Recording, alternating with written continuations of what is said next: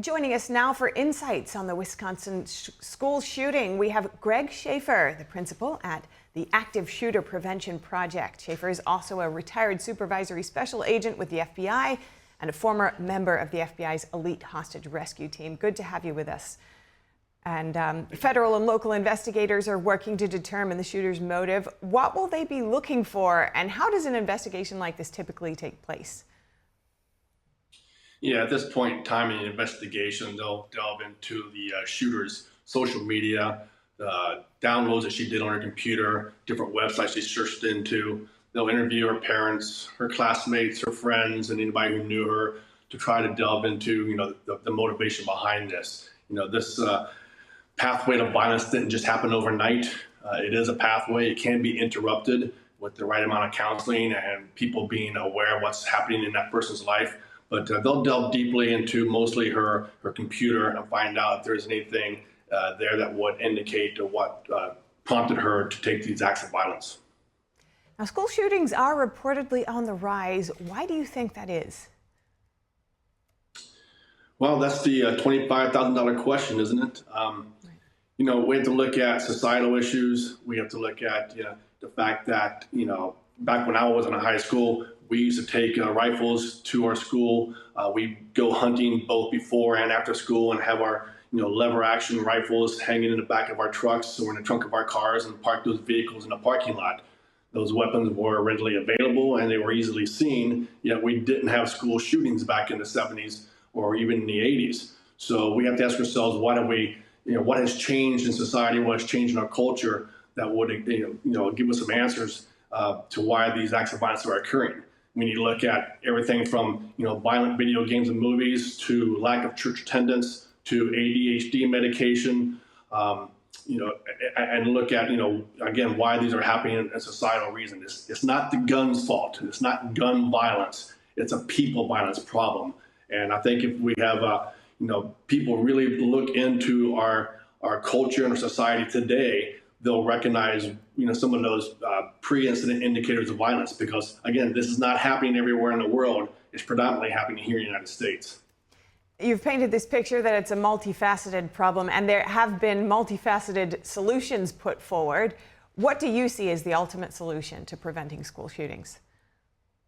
Well, I think you said the right word there, is prevention. You looked at all the interviews yesterday on the shooting, and they were talking about how great the police response was. And I tip my hat to the police. The police response was excellent yesterday. But, we have to get off that mindset to think about how we increase our response. Is it important? Absolutely.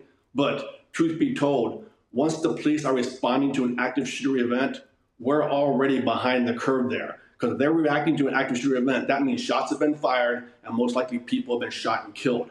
We need to focus on prevention. We need to focus on prevention. Let's prevent these acts from occurring. And when you do that, again, multifaceted, we need to get more parents involved. We need to increase the ratio of school counselors to students. The American Association of School Counselors recommends a ratio of 250 students for every one counselor. Well, that being said, the actuality is in America, the average is 480 students per counselor. So that needs to be changed so we can help identify those kids that are at risk, those kids that present a risk, and then get them the help that they need. We need to include AI in the security cameras that are all over school grounds. This AI and these security cameras, they can identify, recognize, and then notify when somebody pulls a weapon, a firearm, out of their locker, out of a backpack, out of the trunk of the car. Again, that puts us ahead of the curve where we can then lock down and protect our students before that first shot's fired. Because once those shots are fired, people are dying, then the police respond, and we're, again, too late.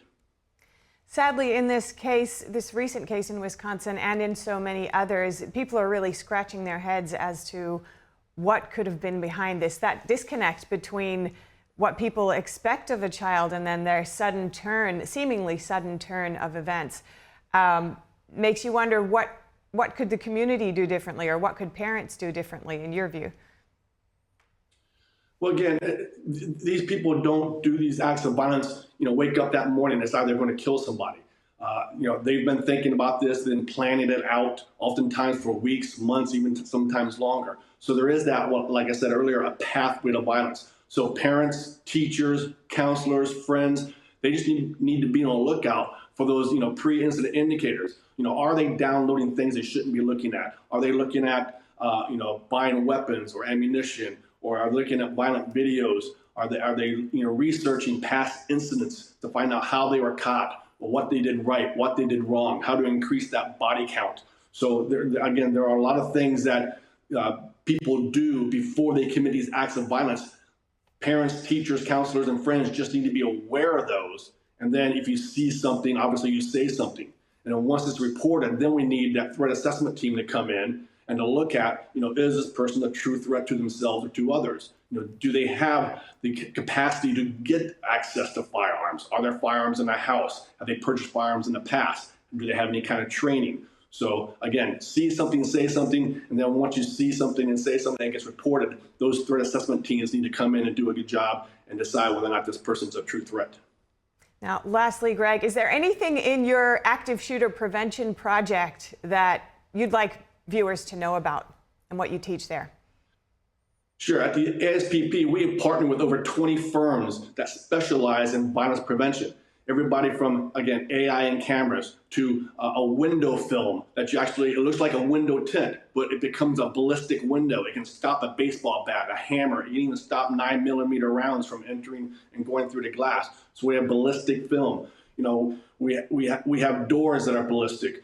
We have people who can come in and train and do tabletop exercises for all the teachers and all the staff on how to respond and how to identify this pathway to violence. So again, at the ASPP, over 20 firms that we have partnered with that can stop this pathway to violence, can help us identify those threats and risks and mitigate those before the actual shooting occurs. Because like I said, once the police respond to an active shooter event, it's already too late. People have been shot.